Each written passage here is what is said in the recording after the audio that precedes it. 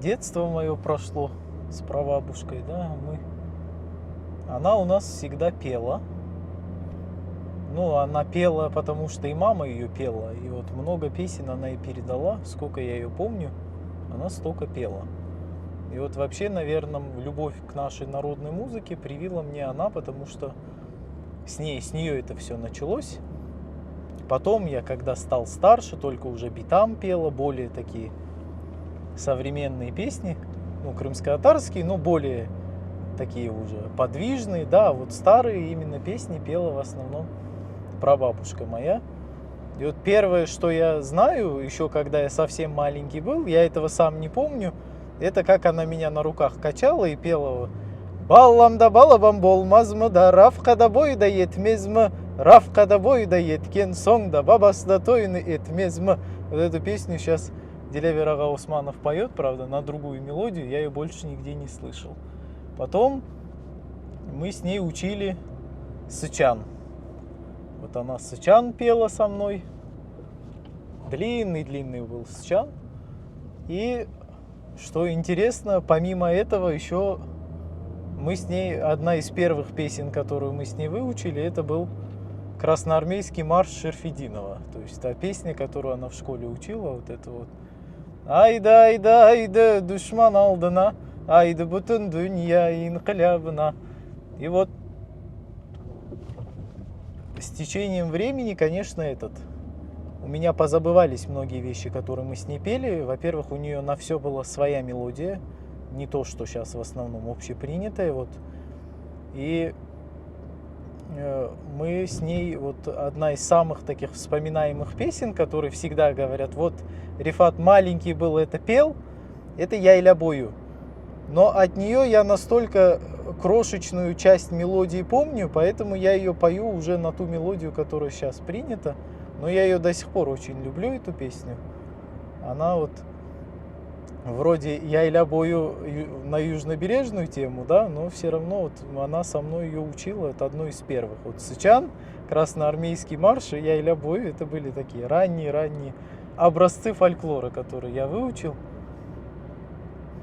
Яйля бою түс келер, балам бир кыгыналы кыз келер. Яйля бою түс келер, балам бир кыгыналы кыз келер. Кызы yolunu şaşırır, dolanır bizге келер. Kızı yolunu şaşırır, dolanır bizге келер. O kelir kalka kalka, balam kolunu da altın alka. Kız kelir kalka kalka, balam kolunu da altın alka. Seni de sevsem gizeli de sevdim, nechün düydürdün kalka. Seni de sevсем гизели де sevdim, нечун düydürdün kalka. И все всегда вспоминают, как я по-бахчисарайски вот эту хэ выбрасывал и говорил: нечун düydürdün kalka. Вот так именно пел.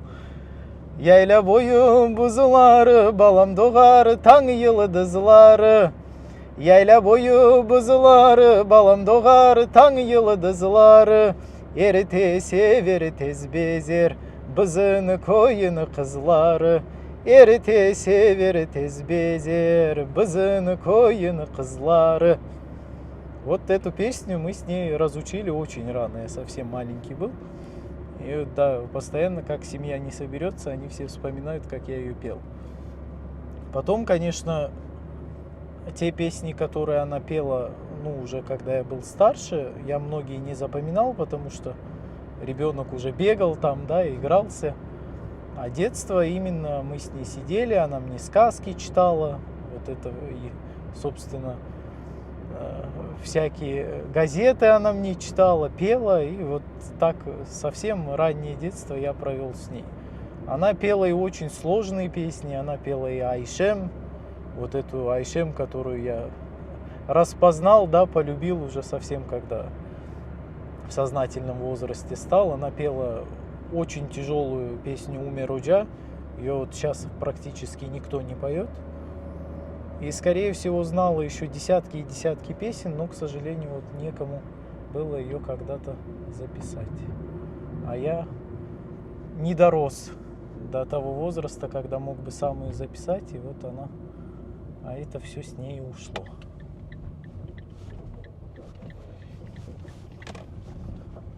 Скажи, куда мы приехали?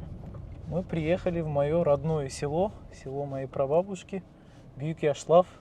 Но они часто говорили сами просто Яшлав, потому что второе село, вот, которое Кючук Яшлав, Викторовка, фактически заново восстановлены нашими соотечественниками село, потому что оно полностью опустело, и его старики называют Яшлавчик, там буквально несколько домов, говорят, как Мали было.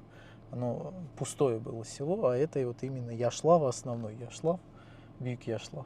Ну, как бы начнем Это село Бюйүк Яшлав, известное когда-то место, на сегодняшний день находится в таком запустении, вымирании. Это первое село от Бахчисарая, если не считать пригороды, вот в эту северную сторону, да, на старой Кезлевской дороге.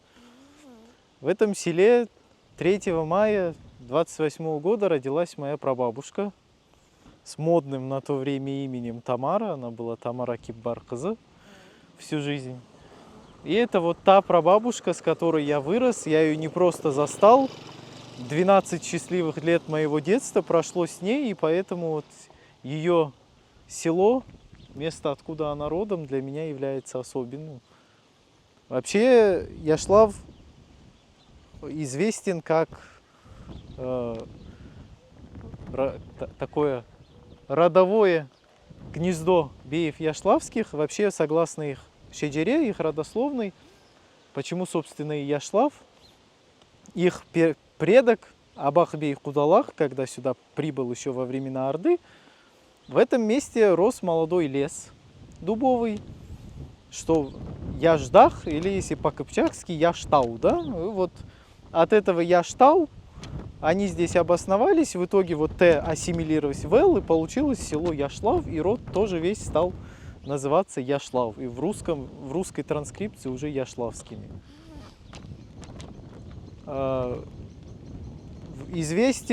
Известно название очень рано. В ханское время, естественно, село чаще всего писалось на османский манер Яждах, и было очень большим. Вот к периоду, когда здесь жила уже моя прабабушка, здесь было 3 квартала. Вот где мы с вами сейчас находимся, это центральный квартал, называется Ортакесек.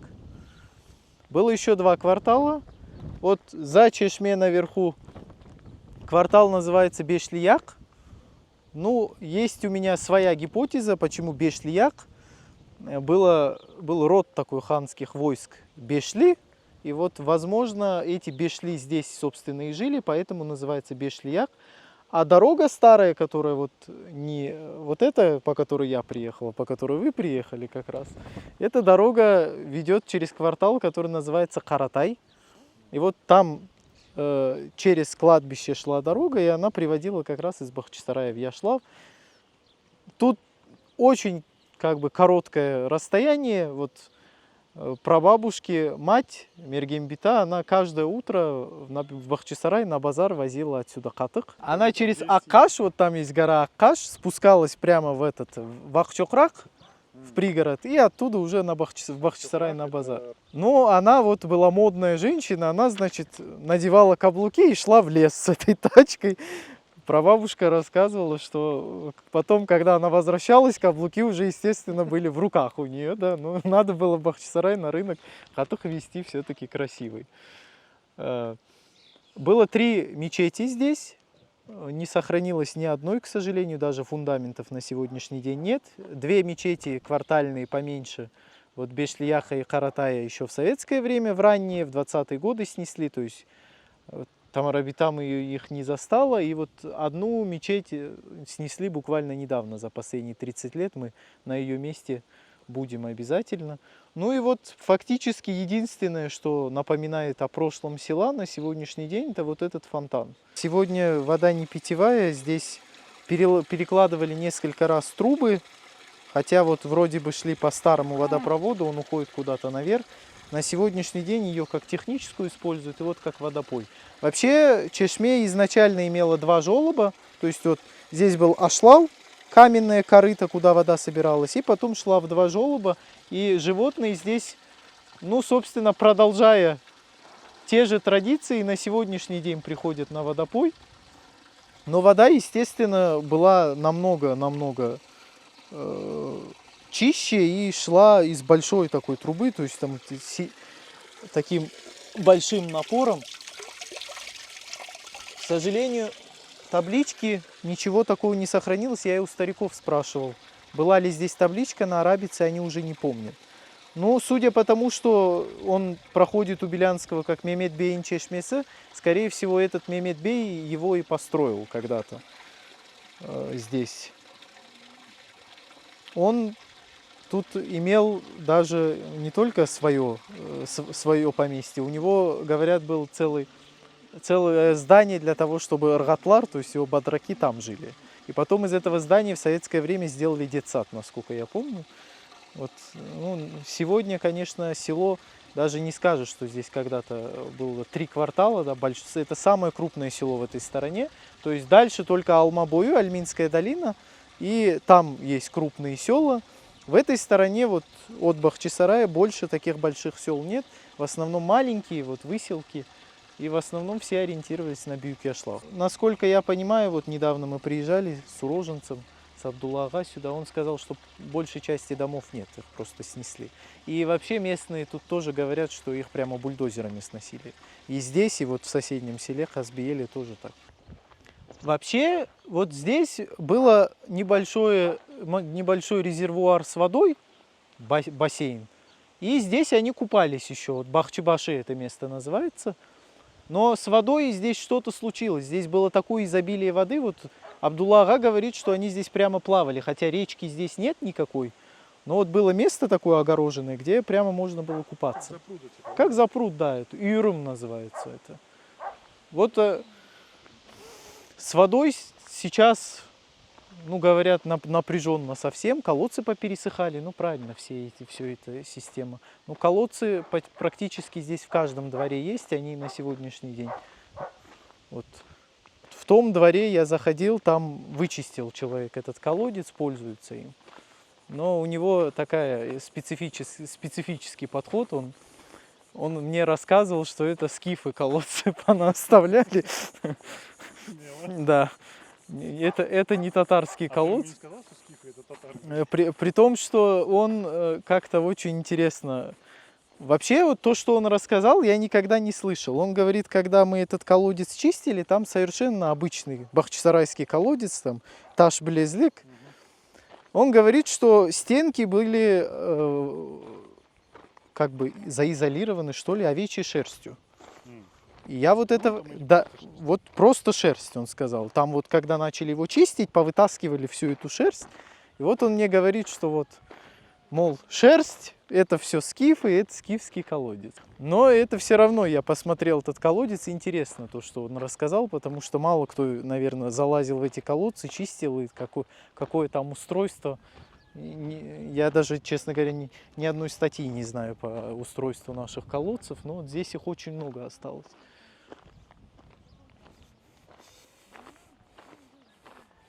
Это школа семилетка. Я вот не знаю, честно говоря, она была ли мектебом до советского времени, но в советское время она точно была семилеткой. Вот прабабушка ее успела закончить до войны, до депортации, соответственно. Здесь учитель их, они его, вообще его Абдураман звали, но они его называли Чантауджа, потому что он все время сходил с портфелем таким, да, Чантауджа, он преподавал. Вроде бы школой она и была до какого-то времени, но потом отдали ее на жилье. И вот на сегодняшний день она поделена на 2 семьи. Вот в той половине я был, в этой половине... Она была государственная, по идее, да? Как она стала частной? Не знаю. Как-то стало, да. То есть... Здесь живут в этом доме? Да. Интересно. А зачем мы? А за рубежом видели где-то забор? Так я же говорю, как будто какой-то американский... Ну да, вот видите, таш-блезлик, их тут много сохранилось. Именно каменных, по да. сути, да? А Да. он рабочий вообще? Рабочие, да вот насосы стоят же.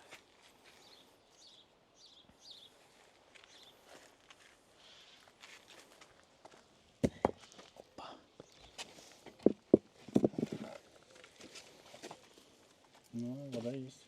Ну, вода сейчас. Вон, Ну, есть. воды Нет, немало. там метра 3 уровень стоит. Мгм. Тут он как Да, вон следы от, веревками от следы от затаскали. веревок, да.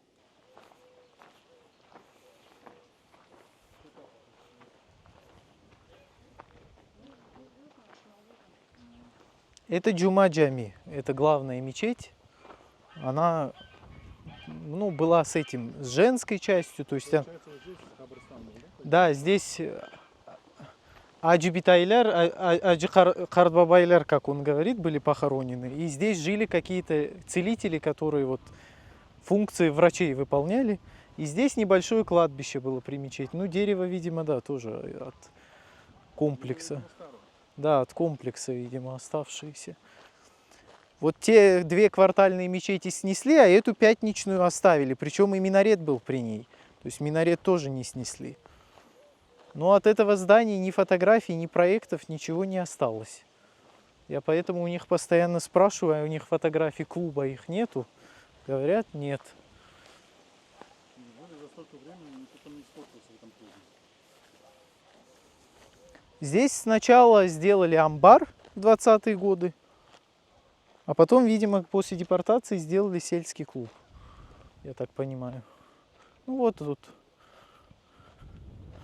Это обломки, да? Да, что-то. Вот это фундамент, вот яма идет или нет? Тут фундамент квадратный, по-моему, по-моему, вот это вот то, что заросло. Тут и просто заросло совсем. Я еще ступеньки тут видел. В этот их.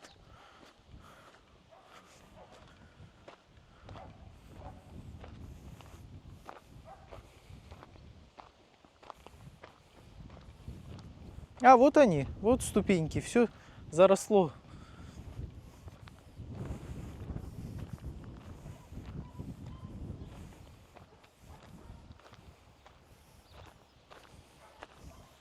Ступеньки решили не доламывать. А они, видать, монолитные. Ну вот, видимо, вот это вот все, что... Это ступеньки куда? В Джами? Не, ступеньки-то современные, это, наверное, сделали вход в клуб. Ну вот тут фундаменты, да, видны, вот как-то квадратом идут, но оно большое здание. Это получается вон до оттуда. Да, Довольно- вон там, довольно-таки да, большое. большое. Ну и прабабушка, и вот Абдуллага говорит, что мечеть была очень большая. И минарет был высокий, каменный.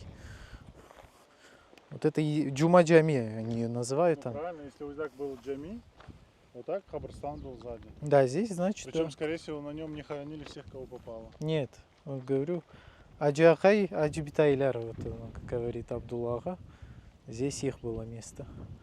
Ну и почему я думаю, что мектеп был и до советского периода, как раз рядом с мечетью, скорее всего. Слушай, а вот ты не подумал, что он сейчас интересную мысль сказал насчет того, что когда вот это вот все сменялось, разменялось, просто развалили? Развалились, да, я Как это вот не слышал, мне это не раздербанили, рассказывали. как просто на На кому стройматериалы, нужны да. кирпичи, кому шифер.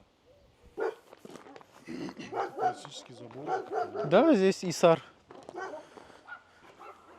И этот двор тоже был такой вот. У меня есть фотографии с этим домом. Надо найти ее только. Здесь в Бахчисарае, там, да, они двухъярусные это. Вот все, что на север отсюда, все сельские дома, они так вытянуты. Длину. Ну да. Ну, принципы строительства, только здесь камня много. То есть это не чисто. Здесь вот даже у меня вот в Алматархане все дома вытянуты, и логика такая, то есть там живут отец, сын пока в одном, пока он растет, потом сын старше становится, просто софа разбирают, достраивают еще, делают отдельные входы, и вот этот дом еще удлиняется. И так может быть 3 семьи жить под одной крышей. Здесь, ну, дефицита земли нет. Смысла вверх строиться никакого нет, поэтому в основном все дома вот так вытянуты в длину. Да, все дома вытянуты в длину. Так, это что за дом? Расскажи. Хотя, сейчас я фотографию найду. Хотя в Бьюк-Ярославе были и двухэтажные дома. Ну вот он, в 70-е годы, да, в 70-е годы выглядел вот так. То есть, да, мало что осталось. Софа обязательно, открытая веранда, Исар. И это дом моего прапрадеда. отца моей прабабушки, Сале Киббара. Ну, он был одним из богатых людей в этом селе, занимался торговлей. Пасека у него была вот со стороны горы, пчел они смотрели. И он чем интересен, он, в отличие от моей дедовской стороны, он как-то сумел избежать вот этого советского катка репрессий, и он в достатке так до депортации и дожил. Тут интересная история была с тем домом. Он, вот, когда выселили, он детям сказал, он умер в первые годы после депортации, Кибар Карбова, прям в 46-м, что ли, много не прожил. Его младший сын Талят, когда сняли режим спецпоселения, он по рассказам отца знал, что он оставил в печке золото. И он, значит, воодушевившись рассказом, собрался, приехал в Крым. Здесь жил казах один, он с ним договорился, сказал, вот, найдем напополам. Они, значит, ночью, чтобы никто не видел, эту печку домашнюю, они стали разбирать. До утра разобрали, ничего нет. Ну вот и потом, как говорят, утром они здесь сидят, это грустные, ничего не получилось. А казах, судя по всему, был из тех, кто позже приехал, ну вот, которые уже перекупали дома. А те, кого заселили, они сказали, а что вы здесь вообще хотели искать? Вас же, когда выслали, здесь сначала прошлись везде металлоискателями, а потом только запустили сюда людей. Вы что тут хотели найти? Ну, в общем, вот эту семейную историю часто рассказывают, потому что вот он тут оставил в нескольких местах свои заначки, и вот они все, конечно, кто-то на них нажился. Рядом у него вот почти все жили его родные братья и сестры. Вот здесь старший брат его жил, Ибраим. Здесь где-то еще жила его сестра, у нее тоже было очень интересное имя, Миассе Алла. Она здесь жила. Ну, вообще в Яшлаве все с лагапами. Все с лагапами. Бригадир тут был Бурун Белял. Здесь где-то рядом Джимпа Мемед жил. Калидор Соин здесь есть. Почему он Калидор, я не знаю, но Калидор Соин. Он Вот. просто Калидор говорил. Они, мамутов было несколько. Один был казах, другой чобан, третий Хара Мамут был, видимо, смуглый. Ну, вот в Яшлаве, да, в основном все по лагапам идут. Вот там больница у них была, ФАП когда-то. Если там все заросло, я пытался подойти рассмотреть, вот этого Мемедбея дома есть. Если это действительно та же больница, которая была в 20-30-е годы, то это вот это его дом. Но я так отовсюду обошел и не смог найти там место, где бы на это посмотреть. Но вот она вот стоит. В той стороне, получается, Каратай-Мали, это как раз дорога на Бахчисарай оттуда идет. Здесь соседние села высмеивали, что у нас тоже не везде есть. Вот там вот за горой Сакау, его потом Заячье назвали, оно недолго просуществовало. Оно находится в такой балке, как в яме. Его можно проехать мимо и не увидеть. Поэтому его называют Чингенетап Москвою, что даже цыгане не найдут его, если захотят. Да. Вот Хазбиэль, который недалеко здесь, он Коян-Кою, потому что они там все жили на каких-то крупах, вот, постоянно ели, поэтому, да, Коянлар. А вот от них я не слышал, чтобы бьюкяшлавцев как-то называли, да, ну, в браки вступали спокойно, часто в город переезжали, потому что близко. Ну, вот, через Аккаш, да, была старая дорога, говорят, намного короче, чем нынешняя, ну, понятно, все старые дороги, они... Скорее всего, через цементный завод. Так Да, через цемзавод прямо в Ахчухрак они спускали. Подняться, видишь, не может. Смотри, аж сбивает. Смотри, пенку. Интересно. Сейчас мы дадим газа ему. В общем, вот такая вот история, Джимат. Так, значит, следующее, что мы делаем? Конечно же, мы делаем вот так. Да, давай.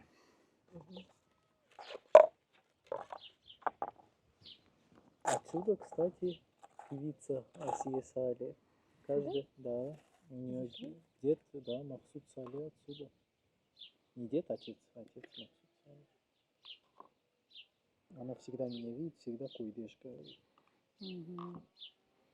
Так приятно, койдеш. Я слово бешходжа услышал в советском, в очки поехал, сижу в гостях, Я говорю, вы хоть Бешходжа, она рядом просто, недалеко. А вот же, говорит, бабушка сидит такая. Блин, вот у меня один номер есть, надо поехать. Так да, это совсем другое ощущение. да, Мы ж тоже дефицит у нас. да. Это там Айсерес скажешь, сразу 200 человек. Не говори, соберется. блин. Хабсхор скажешь, еще 200 соберется. А где это Алмат-Архан? Я говорю, Вилина. Это вот это. Я говорю, да. Когда последний, это мой. Так, давай. Вернусь. Вот здесь чуть сахар. Вы на него не смотрите, он не страшный, он нормальный.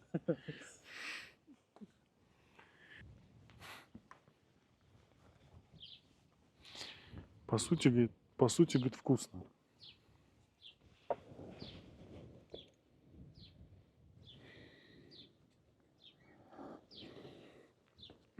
Вот была она у нас, мы к ней приезжали постоянно. Она всегда по всем внукам жила. 5 детей у нее. И вот она по месяцу у всех должна была пожить, да. И она, характер у нее был настолько открытый, она вот едет в автобусе, в поезде, она не могла себе представить такого, чтобы сидеть молча и ни с кем не разговаривать. Ей обязательно надо было со всеми поговорить, потом она, как с родственниками уже, пока доедет с этими людьми, попрощается. И вот когда она уже заболела, когда слегла, Тизем ей дала в руки вот эту тетрадь, чтобы она себя не накручивала, и сказала писать. И вот все, что она там успела написать, все и осталось. Мен совет вақтында 10 яштан язда каникулда çalışaydım. Түтін қазайды. Saat 4'te sabah çölge araba alıp baraydı, üylege tütün kazaydık. İşler çok edi. O tütününü tizeydik. Akaylar son savıp kurutaydılar. O tütün fidelerin appaz akay parniklerde asıraydı. Brigadir barıydı, Bilal. Son Asan, çöllerge alıp ketip oturtaydılar. Kışlarda demet yapaydık apaylar. En yaxşısı Moskvaga yollanaydı. Birinci, ikinci, üçüncü sortlar. Dörtüncü bırakıydı. Evге алмаға ақын yok еді. Кеткенде жеблерін бақайдылар. Ну, получается, да, что, не дай бог, с собой не утащили. Мен 7 яштан 1 сынып оқымаға бардым. О вақыт анам мектепте çalışайды. Ерте тұрып мектептің печкаларын яқайды, полларын жувайды. 80 күміш айлы қалайды. Қара өтмек 90 капық еді. Beyaz өтмек 2 рубле 70 капық. Ve 4 ruble 20 kapık var idi. Вот цены даже написала по памяти. Шайда мен 6 sınıf bitirdim. 7'den 3 ay okudum. Son cenk başlandı. Koyge bir samolyot urulup düşüp Sovet samolyotı edi. Son bizim tarqattılar. Men 4 sınıf ariflerimiz Latıncaydı. Son Rus ariflerini çevirdiler. Hocaların adları hepsi aklımda. Çanta Hoca, Ahmet Hoca, Akqi direktör, Zeynep Hocapçı, Kazbiyelli Hocapçı, Zeynep, Mergem Hocapçı, Fatme Hocapçı, Fevzi Hoca, Arslan Hoca ve Seyit Yaya. Kitaplardan ana tili, tarih, geografiya, geometri, fizika, algebra, soңғы vakit Rus tili, Rus hocapçısı berdiler. Adı Frosya edi. O da bizge Rusça aytaydı. Ozi Tatarcada pek yaxşı bileydi. Tatarca öğreteydi bizim koyda bir tane Rus korantası бар еді, Попловский. O da demirci еді. Этот Попловский, его имя переделали, сейчас вот Абдулла ага мне на днях говорил, Поплаус.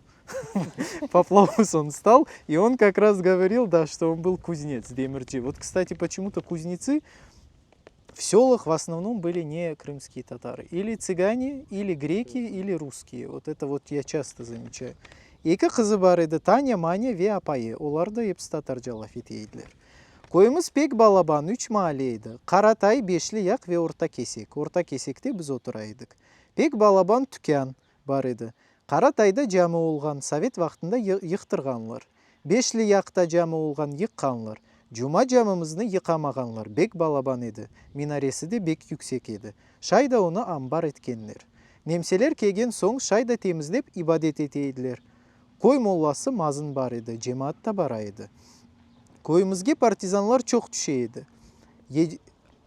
Aşağı yedi, yece herkes аш берейді. Көйімізде Мырза Ибриш деген старыста болған.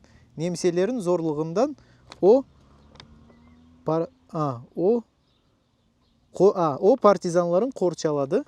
Немселерден бірні білдірмеді. Совет қайтқан соң епіміз заявление яздық, бізні қорчалады деп. Кенеде қапалған еді. Çok отырмайып çıkarганлар. Біздің яш қызлар ve яш апайлар. Здесь почерк обрывается. Совет қайтқан соң ақырларын, сиыр ақырларын сылаттылар. Украинлар келді деп. Украинцы, видимо. Қасталарын ярдым етер, аш су ташып берейдік. Bir kun 18 Mayıs saat 4'te kapımızın parlap saldat kırdı. Bek tatlı yukudan turup saçmalap Rusça bir şeyler aytkan edi. O bizde kalgan bakırlı balaban, to gerek juğungan legenim, kiçkene legen, bakır kuman. Rafımızda 13 tane bakır sahnelerimiz. 22 yıl yıltıratıp koyaydık. Şu kolumuzdaki şeylerin maşinaga yüklediler, Baksarayga kelip mal vagonlarına yüklediler. Bir aş pişireyik desek poyezd birden көчейді. Çiğ pite aşaydık. Kaç sutkadan keldik Ziyadin degen станцияға. Yarı эшелон boşattılar bizlerin. Kaç koranta Gülistan degen yerge alıp bardılar. Kapsı penceresi yok. Yerde 4-5 koranta yaşadık. O barıp Uzbeklerin birevlerin evlerin sılaydık. Kenedi çiğ pite aşap bir pite evge Uzbekler видимо bereydi. Soң sağ kalganların İlyasov degen adam ozu cenkten evvel NKVD'de çalışaydı. Bek Dülber firması var idi. Bizlerini koçırıp Свеклопункт деген yerde yerleştirdi. Да, би там говорила, что работала на Свеклопункте. Там вот какая-то такая была. O da bizim canımızını kurtardı. Bizlerge iş berdi. Vagonlar yükleydik. Biz iki kız. Tahta koyaydık, vagonlarını tolduraydık. Anam çöyünde pişireydi. 3 koranta bir yerde oturaydık. Vagonlar olmagan başka yerde şu ziyadin bizlerini çuvallap vagonlar tolduraydık. Завсклад bir grek edi. Bizne acıgan edi. Oy девочки, как вы замуж пойдете деп bizne ağır çuval 25 kilogram taşıganımızını korup vagon tolduraydık. Son Kenne'de Свеклопункт yapıldı. 500 gram otmek alaydık. Bir şey pamuk may batinka bereydiler. Son Свеклопункт yapıldı. Men raykom хозяйства içerisine kırdım рабочий olup.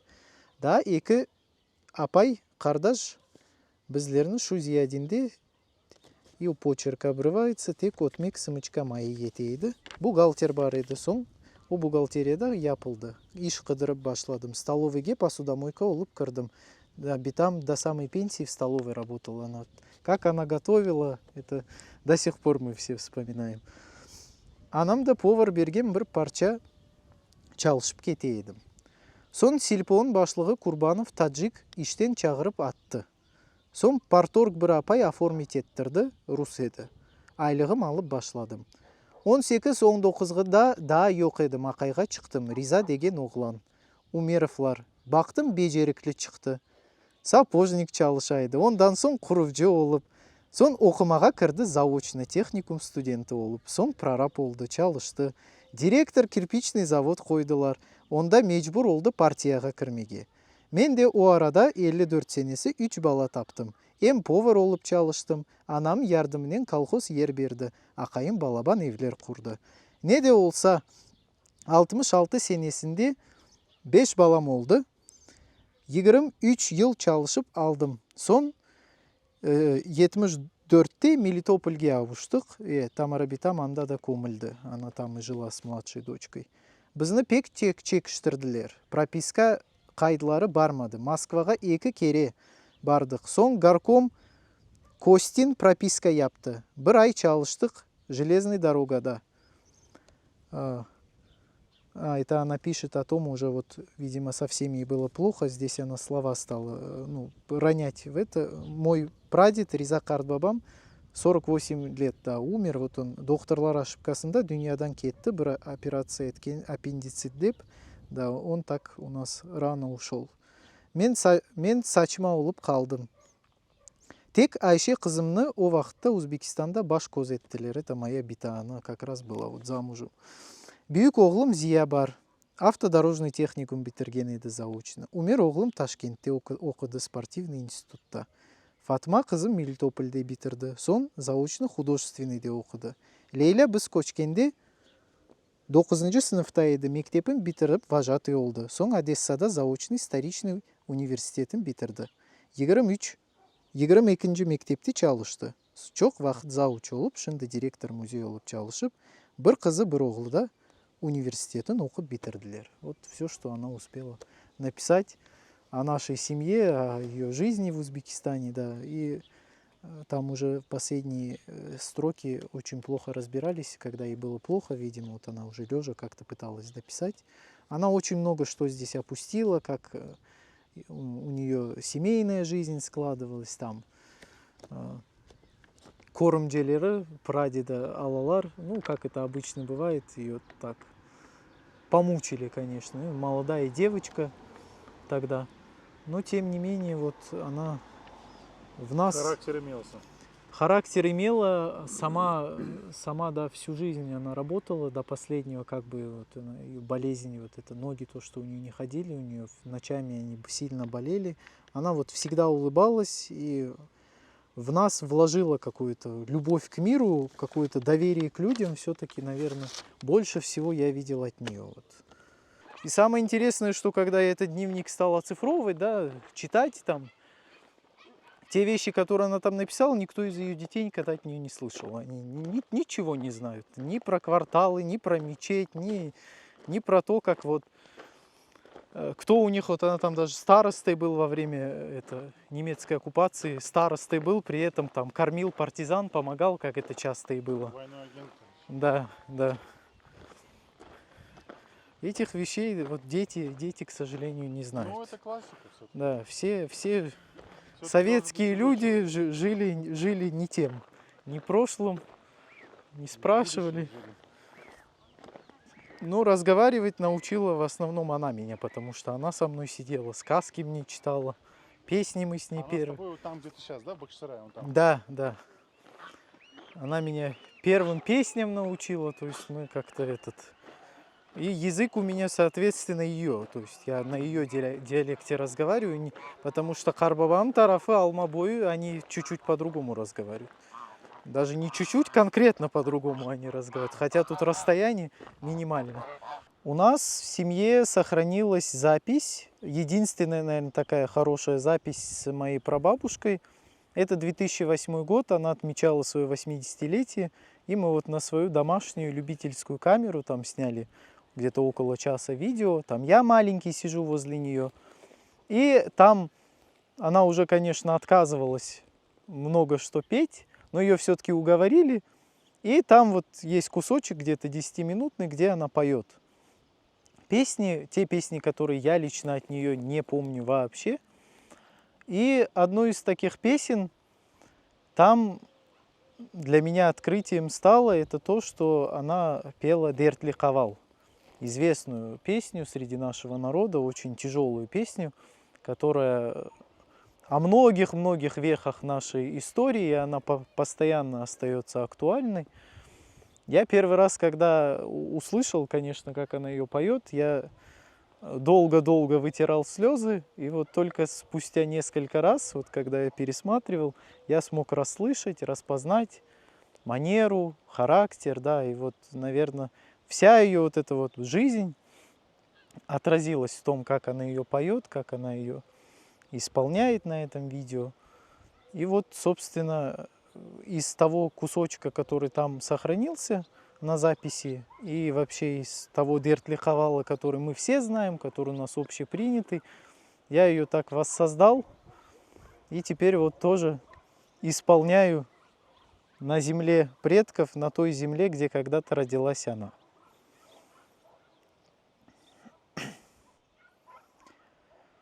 Дертли кавал көңілім кебе иңлеюр,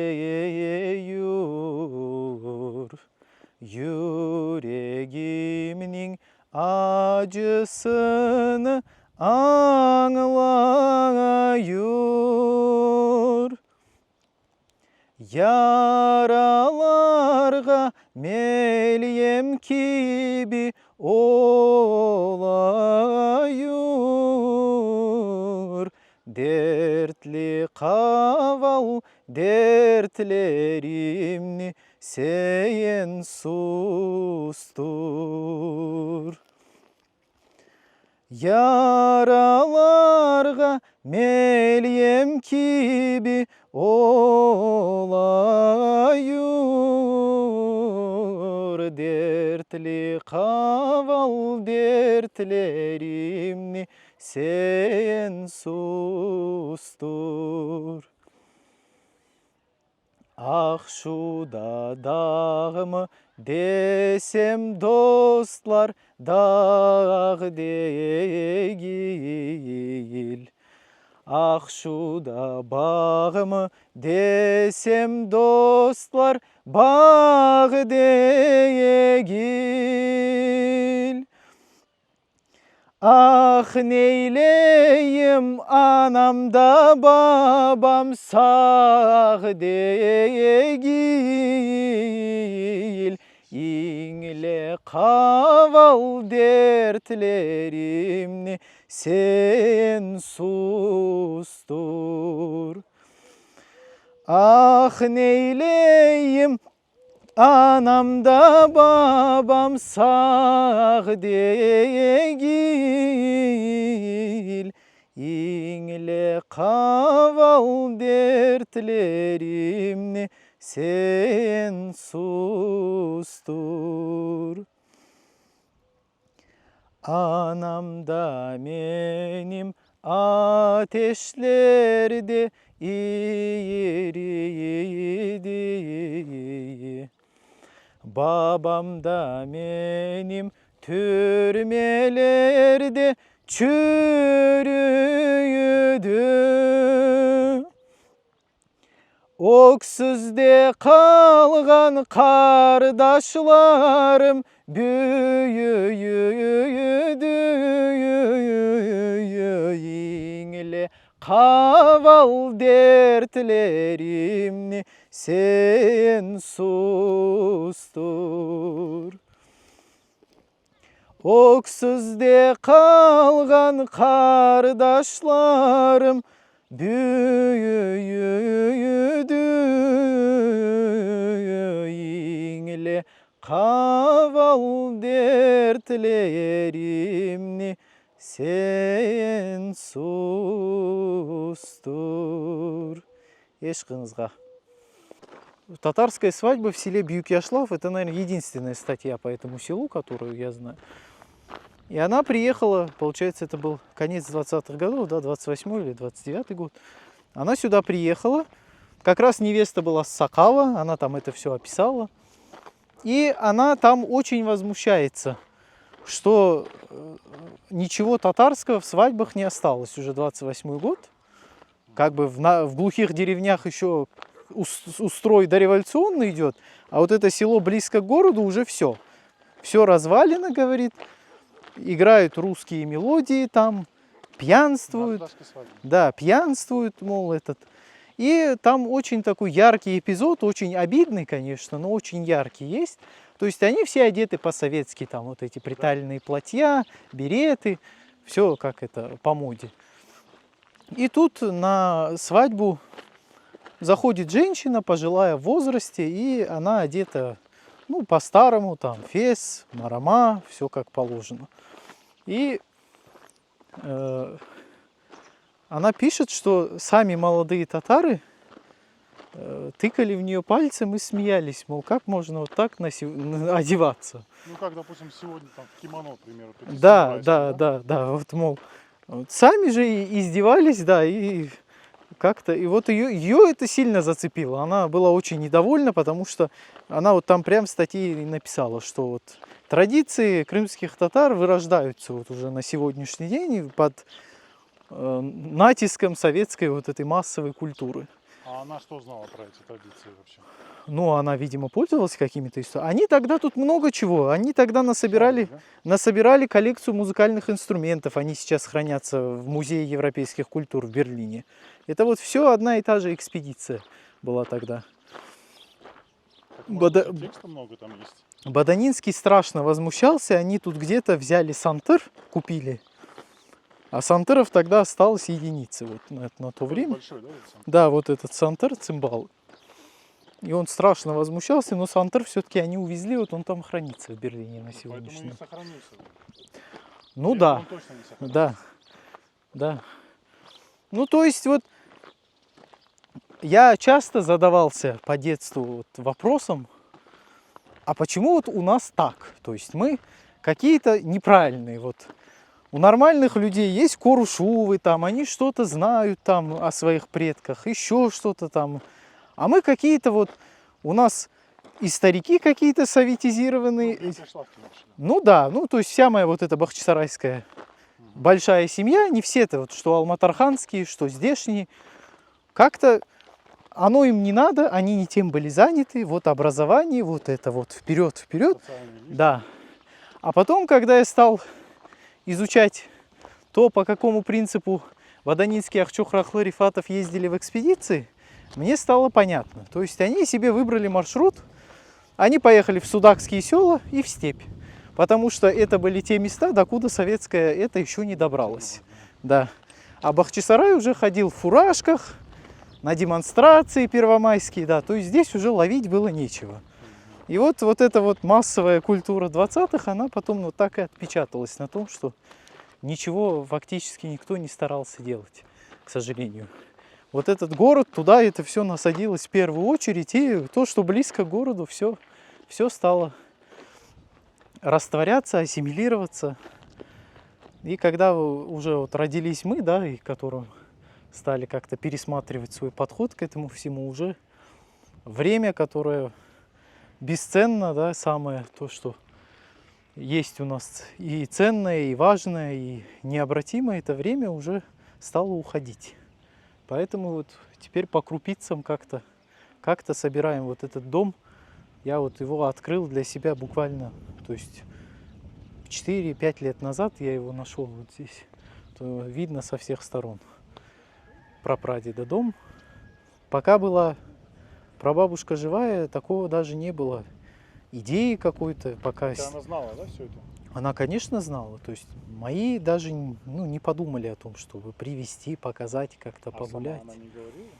Сама она вот, мне было 12 лет, когда ее не стало. Она много мне дала в плане вот национального самосознания, в плане языка, в плане вот песен, да, но чтобы мы с ней сели и вот глубоко поговорили о том, а как было, а как вот это потом, я помню, мне уже было лет 16, да, ее 4 года как не было.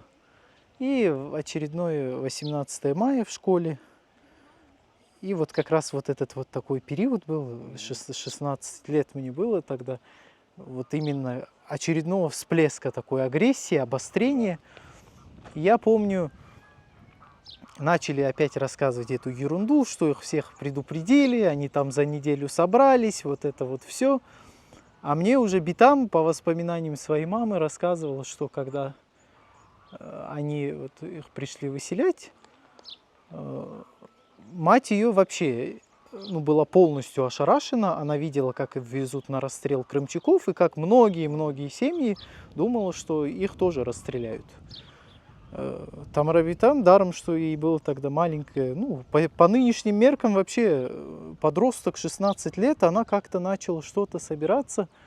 И вот у нее из кармана выпадают деньги, я не знаю, какая там купюра в то время, и тут же солдат тут же видит и тут же ставит свою ногу туда, что, мол, никаких денег ты с собой не увезешь. И я вот помню, когда вот это стали тогда рассказывать, что вот, вам дали собраться, вы все увезли, вот это у меня вот это все всплыло, и я помню, как у меня, я вот накричал и сказал: да вы вообще знаете, что ребенок 16 лет пытался хоть что-то с собой взять, и вот у нее выпала купюра, и вот эти люди, которые их предупредили, тут же поставили ногу, чтобы ничего она с собой не смогла увезти. И говорю: о каком сборе вы говорите? Я помню, вышел тогда из класса. Я вот то, что знаю о ее прошлом, да, о ее тяжелых, она в 19 лет замуж вышла, ну, в то время других как бы вариантов, да, каких-то карьерного какого-то роста, да, какого-то образования, о чем это, об этом можно было говорить. И я вот, когда открыл для себя этот дневник, я его первый раз, когда открыл, я прорыдал над ним, да я даже не смог его как-то потому что она там написала, как жила вообще, как жила здесь в селе, как в школу ходила. То есть те вещи, которые я от нее никогда не слышал. Вот она как-то... Она... Часто мы с ней разговаривали, это всегда то, что ту энергию, которую я чувствовал от нее, я ее больше не чувствую. Вот что-то в них было, вот в этих детях, которые родились, выросли здесь, да, как-то вот какой-то запах другой, какой-то вот просто ты приезжаешь, садишься рядом, даром, что ты ребенок, тебе 10 лет, ты понимаешь, что ты дома. Вот это ощущение дома, ощущение уюта, это то, что я никогда не забуду из детства. Но я, конечно, очень жалею уже вот в этом своем сознательном возрасте, я очень жалею, что она не пожила еще 4-5 лет хотя бы, чтобы я смог вот посмотреть ей в глаза и спросить: а как вот вам вообще жилось, а как вы чувствовали себя, где вы бегали ребенком, во что вы играли, какие надежды на будущее имели, да. Но вот как-то теперь что-то, в основном по родственникам, какая-то картина об этом человеке, да, она выстраивается много лет уже после того, как ее не стало. И, конечно, Тамаратта деп адамлар жан берелер, потому что она, вот нас сколько у нее 5 детей, сколько внуков, и нас, получается, 4 правнуков она застала. Это, ну, за всех нас она находила сердце переживать, за всех думать. Все мы там были у нее, всегда там за каждого в отдельности она должна была спросить. И я вот помню, да, ее последний раз, когда я ее видел, она очень рано, ей стало тяжело ходить. То есть она с палкой ходила, но ходила вот до последнего. Она готовила кушать, она вот через боль мучилась, но ходила. Я помню последний раз, когда я ее видел, и вот меня ребенком это потрясло. То есть она уже не могла опираться на палку, она по дому, вот она брала табуретку и вот эту табуретку переставляла и ходила. И вот тогда она еще поулыбалась, еще как-то это пыталась зарядить чем-то, да, нас всех. А потом вот это первая потеря крупная в моей жизни, когда ее не стало. И осознание этого очень-очень часто накатывает, оно приходит, да, что вот того, что с ней ушло, многого чего уже и не вернешь никоим образом. Но вот какой-то стержень, да, фундамент и национальной идентичности, и вообще понимание того, что такое родное, язык, земля, дом, что вот эта вся ценность, и мой собственный язык, на котором я разговариваю, это все от нее. Да. Алла рахмет ейлесін, Алла ахирет раhatlығы берсін. И поэтому каждый раз, когда я в это село приезжаю, смотрю вот на это все, да, чем восхищаются даже те, кто сейчас сюда приезжает. Я всегда думаю о ней, вот как вот она могла бы здесь жить, если бы жизнь с ней так жестоко, как и со всем нашим народом, не обошлась, какие у нее были взгляды, планы, как она хотела стать взрослой, кем работать. Но, к счастью, вот в нас ее частичка живет. И сегодня мы здесь стоим твердо, приезжаем сюда, хоть с недоумением на нас всегда смотрят. Вот этот, который живет в здании школы, в здании школы, который живет, он сказал: А что они помнить-то об этом всем? Ну, мы все когда-то умрем. Ну, вот я ему сказал, у меня прабабушка здесь родилась. А что, мол, это? Ну, все мы когда-то умрем. Ну, для них это так.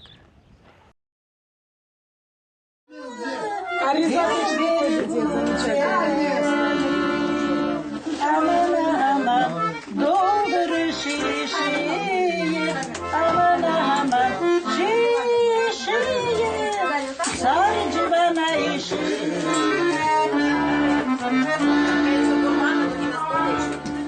Beraber kanı, aman aman bu yasta, bugün kaynayır ocakta. Doldur şişeyi, şişeyi, sarıcı bana işi.